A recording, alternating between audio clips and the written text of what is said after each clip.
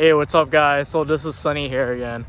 So today we'll be talking about something that a lot of people have been complaining about, or a lot of people are talking about around my work, or my friends are talking about it, which is inflation. So inflation, I don't know. I asked a lot of people, they don't know what inflation is. So pretty much inflation is that, let's say if you have $100 and you try to buy $100 worth of grocery, next year you're gonna be able to buy less grocery because your money is worth less. That's what inflation is. So inflation, normally average inflation rate, it's about 2%, and that's where the government is trying to achieve.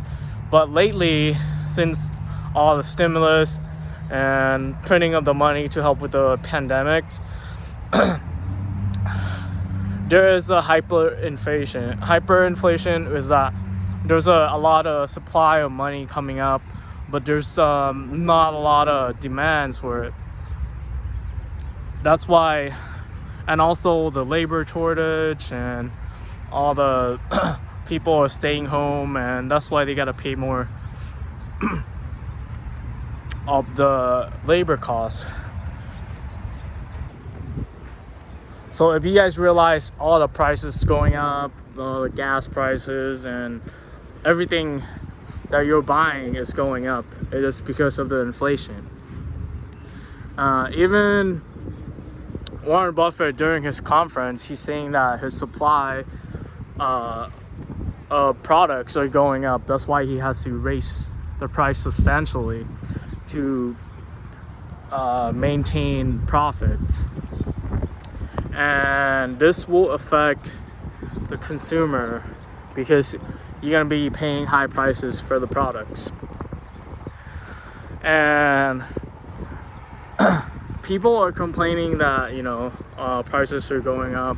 It's just there are ways to protect yourself and to hedge against inflation, which that you have to put money into something that will produce more than 2% return on your money. And there's a lot of investment that you can put it in to make more than 2% or get the better than 2% of inflation. Definitely not keeping the money in the bank account, because the bank will pay you less than 1%, or if you get like a pretty good rate, maybe like you can get 1% from your saving. So if you're gonna keep money in your bank account, you're gonna be, all your money gonna get eaten away by the inflation because it doesn't produce more than 2%. So the only one time that I think it's okay to put money in your bank account is when you try to save some money for a down payment, or you want to put a chunk of money into your index fund. I think that's when it's okay to put the money in the saving or checking account, just to save up for any investment opportunity that it will come through your way. But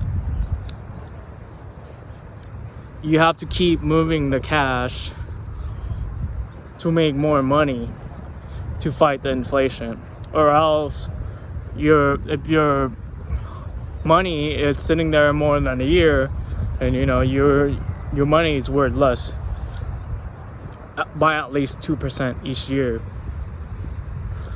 So if you keeping the money for emergency fund, or you keeping your money in your bank account for a down payment, or to put money into the stock market, I think that's okay.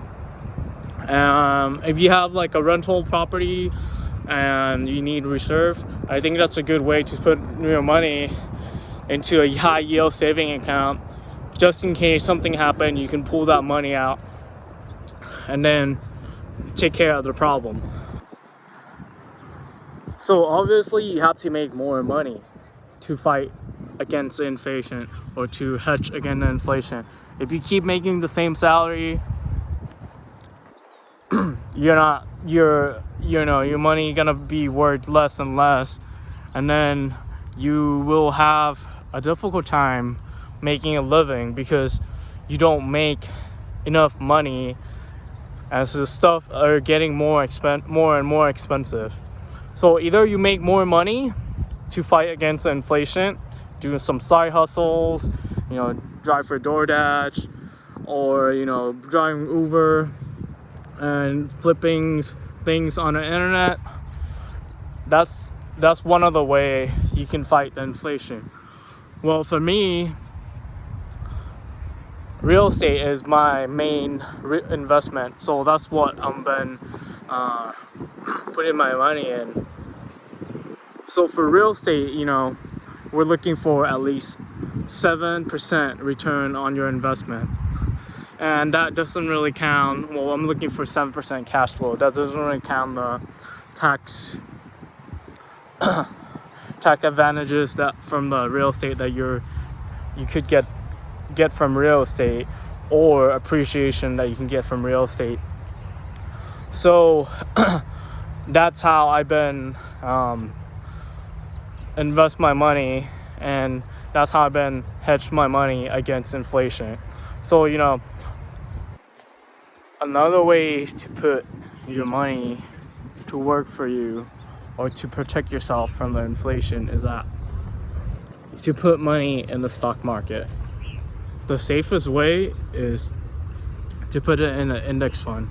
So historically, depends on which paper, which article you read, index fund will give you about 7 to 10% return on your investment annually. So if you put your money into an annual fund and just forget about it and keep putting your money in it, you'll get about 7 to 10%. And that is the other way you'll be protect yourself from the inflation and make your money work for you and grow your money over time. And I think this is one of the easiest way you can make the money work for you. And you just need to transfer some money and put it in an index fund. Either you use whichever broker you use, you'll get your money working for you, and it's the easiest way to start fighting that inflation. Another thing I want to add is that when you buy a rental property, it's when either depends on the area. Usually the rental property, if you put your money in the right area, or you do your research, normally it will go up at least 2% each year, because it normally equals the appreciation normally equal to or greater than the inflation rate. That's how the normal market usually go. But recently the market's been growing crazy, so it's been going up about 10 to 20%.